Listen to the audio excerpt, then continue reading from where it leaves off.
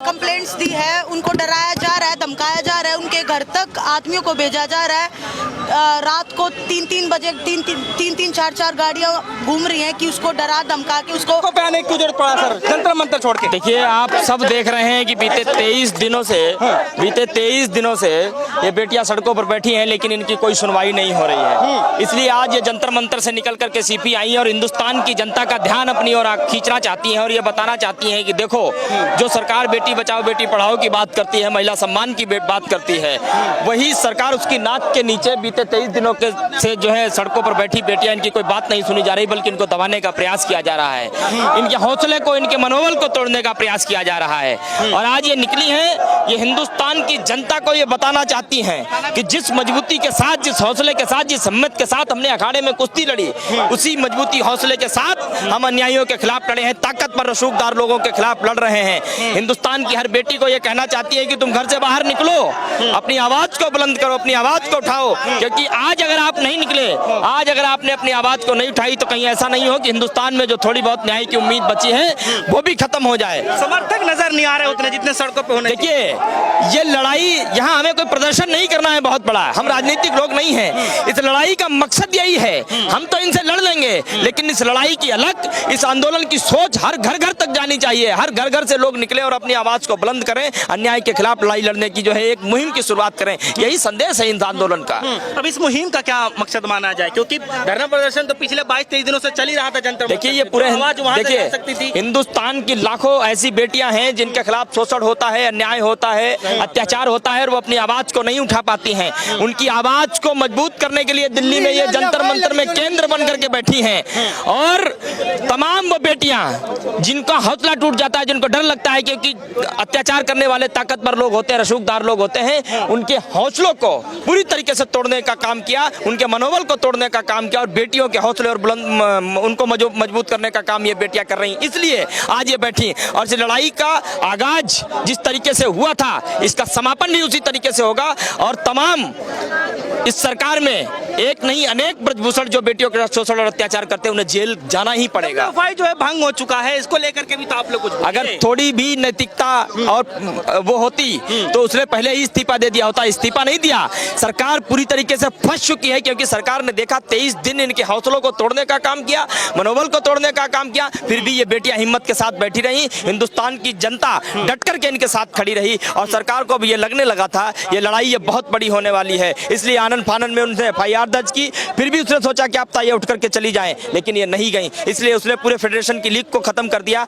उसने इस्तीफा नहीं लिया, पूरा भंग ही कर दिया उसने। ये सोच दर्शाती है कि आज भी ये सरकार बेटियों के साथ नहीं खड़ी है, ये बलात्कारियों के साथ खड़ी है, अत्याचारियों के साथ खड़ी है, अनाचारियों के साथ खड़ी है। तो कानूनी प्रक्रिया पर तो भरोसा होगा ना सर आप लोगों को? कानूनी प्रक्रिया क्या भरोसा? बीते 9 सालों में अनेक ऐसे उदाहरण हैं, चाहे हम कुलदीप सिंह सेंगर की बात करें, चाहे चिन्मयानंद की बात करें, चाहे लखीमपुर के उस किस्से की बात करें, चाहे रात को 12 बजे जब बेटी को जलाया गया। किस कानून की बात करते हो? कानून की किताब को ये पुलिसिया अपने बूट के नीचे कुचलने का काम कर रही है, संविधान को मजाक बनाने का, खिलवाड़ बनाने का ये काम कर रही है। किस कानून की बात कर रहे हो आप? उस कानून की बात कर रहे हो जिस कानून की से इन्होंने उम्मीद लगाई थी कि FIR दर्ज करें ब्रजभूषण के खिलाफ, 6 दिन लग गए। किस कानून की बात कर रहे हो आप? जिस पे पॉस्को एक्ट लग गया, आज तक दिल्ली पुलिस उसे गिरफ्तार नहीं कर पाई। किसकी बात कर रहे हो आप? किसकी बात कर रहे हो आप? नहीं तो कह रहे हैं कि जो है अब तो जो है WFI भंग भी हो गया है, तो क्या ये माना जाए कि शुरुआत हो गई है जीत की? 100%। हम जिस दिन बैठे थे हम उसी दिन जीत गए थे, क्योंकि मैं मानता हूं इस देश के लिए मेडल लाना उतना कठिन नहीं है जितना कठिन इन अन्यायों के खिलाफ लड़ना है। और बेटियों ने जिस दिन अपनी आवाज को बुलंद किया था, ये जीत इनकी उसी दिन हो गई थी। धीरे धीरे आप देख लीजिए, जो कहता था हमारे पर FIR नहीं हो सकती, FIR हुई। जो कहता था कि फेडरेशन को कोई निरस्त नहीं करता, पूरा फेडरेशन निरस्त हुआ। और जो कहता है कि हम जेल नहीं जाएंगे, वो जेल भी जाएगा। और तमाम आपराधिक रिकॉर्ड इस बात की गवाही देते हैं कि उसकी जगह जेल ही है और कुछ नहीं। चलिए आम लोगों से भी बातचीत करते हैं। क्या नाम भाई साहब? थोड़ा आगे। मेरा नाम मोहम्मद अनवर से। ये आंदोलन में जो प्रदर्शन चल रहा है जुड़े हुए हैं? जुड़े हुए हैं। क्या कहना चाहते हैं? सड़कों पर आ गए पहलवान पूरे, इसके बारे में क्या कहे? जो जुमला सरकार है, लोगों पूरा देश जाग गया। पहलवानों का सपोर्ट में पूरा देश। किसान, मैं आसाम से हूँ, मैं आसाम से यही काम करता हूँ, मैं नौकरी करता है NGO में। मैं रोज आता हूँ यहाँ पे। इसमें स्पोर्ट्स पर्सन का तो भला होगा ही होगा, जो नॉर्मल जो लड़कियां हैं जिनकी आवाज़ कहीं तक पहुंच नहीं पाती है उनका भी इसमें भला हो जाए। और ब्रजभूषण की गिरफ्तारी जब तक नहीं हो जाती है, जब तक हम लड़कियों को न्याय नहीं मिल जाता, जो हमारी रेसलिंग है वो सेफ नहीं चली जाती है किसी के हाथों में, तब तक ये संघर्ष की लड़ाई हमारी जारी रहेगी। और हम चाहते हैं हमारी इस लड़ाई से कुछ लड़कियों के लिए कोई एक इतना बड़ा रास्ता खुले, इतना बड़ा कुछ उनके लिए हो कि वो कल कुछ किसी भी फील्ड में जाए तो सेफ महसूस करे। ये जो लड़ाई है ये सिर्फ ऐसा नहीं है कि रेसलिंग में, ये हर फील्ड में होता आया है, चाहे वो पॉलिटिशियन हो, चाहे वो कॉर्पोरेट वर्ल्ड में हो, चाहे वो स्पोर्ट्स में, हर फील्ड में लड़कियों के साथ में अत्याचार होता आया है। हम चाहते हैं कि जितना ये हुआ है ये कभी आगे ना हो, इसकी हम लड़ाई लड़ रहे हैं और आप सब से सहयोग और समर्थन की हम उम्मीद करते हैं और चाहते हैं कि आप सब साथ में आइए इस लड़ाई में, क्योंकि ये एक हम चाहते हैं कि जन आंदोलन बन जाए, हर एक उस घर तक आवाज़ जानी चाहिए, हर घर में बहन बेटियां हैं और ये आग वहाँ तक ना पहुँचे, इसलिए हम आज ये लड़ाई लड़ रहे हैं। और ये ज्वाला की जो आग है ये बुझनी नहीं चाहिए। हम चाहते हैं कि हम जितने सालों बाद जो हिम्मत की है लड़कियों ने वो व्यर्थ नहीं जानी चाहिए। बस आप जिस तरह से उनको डराया जा रहा है उनके घर, हाँ मैं जैसे जिन लड़कियों ने कंप्लेंट्स दी है उनको डराया जा रहा है, धमकाया जा रहा है, उनके घर तक आदमियों को भेजा जा रहा है। रात को 3-3 बजे 3-3 4-4 गाड़ियाँ घूम रही हैं कि उसको डरा धमका के उसको पॉस्को वाली को वापस ले ले। पर हम डरने वाले घबराने वाले नहीं हैं, क्योंकि हमारे ऊपर बहुत सारी लड़कियों की, महिलाओं की उम्मीद है कि हम ये लड़ाई जीतेंगे। और अगर ये हम लड़ाई जीतते हैं तो हम बहुत बड़ा मैसेज जो है दुनिया भर में दे पाएंगे और लड़कियां जो है आगे बोल पाएंगी।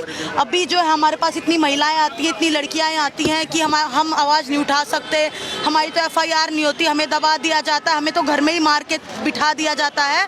तो उनकी हम आवाज़ बनना चाहते हैं और ये लड़ाई हम जीतेंगे, चाहे कितने भी दिन लग जाएं, चाहे कितना भी समय लग जाए। जब तक ब्रजभूषण गिरफ्तार नहीं होता, उस पर उचित कार्रवाई नहीं होती, जब तक हम जंतर मंतर पे बैठेंगे। जंतर मंतर के अलावा भी जैसे आज हमने यहाँ CP में प्रोटेस्ट किया है, हम देश के शहर शहर में जाएंगे और महिलाओं को, बेटियों को इस चीज़ के बारे में जागरूक करेंगे कि वो हमारी बात सुने और उनमें भी हिम्मत आए और हमारा जो आंदोलन है उसका ज़्यादा से ज़्यादा लोग समर्थन करें। धन्यवाद। हैं जो रात में आ रहे हैं और कहीं ना कहीं आपके बीच की बातें जो है वो आगे जा रही है या कुछ लोग उसमें आ रहे हैं? देखो बातें तो चाहे कुछ भी चली जाए, हम तो कुछ गलत बात कर ही नहीं रहे। हम तो 24 घंटे वहाँ रहते हैं, वहीं खा रहे हैं, वहीं सो रहे हैं, वहीं सब कुछ है। तो बस कुछ ऐसे लोग आ जाते हैं बीच में कि हम यहीं सोएंगे, जो कि हम उनको जानते नहीं हैं, वो अपना ID कार्ड्स भी नहीं दिखाते हैं। अब मुझे नहीं पता, फ़ोन वो रिकॉर्डिंग पे रख रहे होते हैं। 2-3 ऐसी घटनाएं हुई हैं हमारे साथ और इस चीज़ का हम और ध्यान रख रहे हैं कि आगे ऐसा ना हो। बहुत सारे लोग हैं जो हमारे धरने को खराब करना चाहते हैं, हमारे प्रोटेस्ट को खराब करना चाहते हैं। कुछ लोग जो है गलत नारे लगाते हैं, हम उनका भी खंडन करते हैं जी। आखिरी सवाल है मेरा कि आज सत्यपाल मलिक ने ये कहा है कि ब्रजभूषण के आदमी जातिवाद का ठप्पा लगाया जा रहा है। अब चंद्रशेखर यहाँ पर आ चुके हैं, क्या कहना चाहिए? देखो सबसे पहले तो ना एक खिलाड़ी का इससे कोई लेना देना। जब हम मेडल जीत के आते हैं, जब कोई नहीं बोलता ये इस जाति की है, इस जाति की है, इसकी है, जब तो बोलते हैं हमारी बेटी है। तो आज क्यों नहीं बोल रहे हैं हमारी बेटी है? मेडल के टाइम पे तो हमारी बेटी और अभी जात पात अड़ा रहे हैं। तो हम जितने खिलाड़ी यहाँ बैठे हैं, हम नहीं मानते इस चीज़ को, हम इंसानियत को मानते हैं। इंसानियत बहुत बड़ी चीज़ है और उसी की लड़ाई लड़ रहे हैं। दिल्ली के दिल कनॉट प्लेस पर पहुंची है, दिल्ली के दिल कनॉट प्लेस से भी एक मैसेज क्या है कनॉट प्लेस के लिए? बस मैसेज यही है, आप लोगों के थ्रू जो भी हमें सुन पा रहे हैं, आप सबसे हाथ जोड़ के अपील है, ये भारत की बेटियों की लड़ाई है और हमें लड़ाई जीतनी है और हमें अपने देश को, महिलाओं को बहुत आगे लेके जाना है कि वो भी अपना आगे आवाज उठा सके। प्रदर्शन का और भी बड़ा रूप देख लेना चाहिए। बिल्कुल, अगर नहीं सुनवाई हुई तो हम बड़े निर्णय भी ले सकते हैं।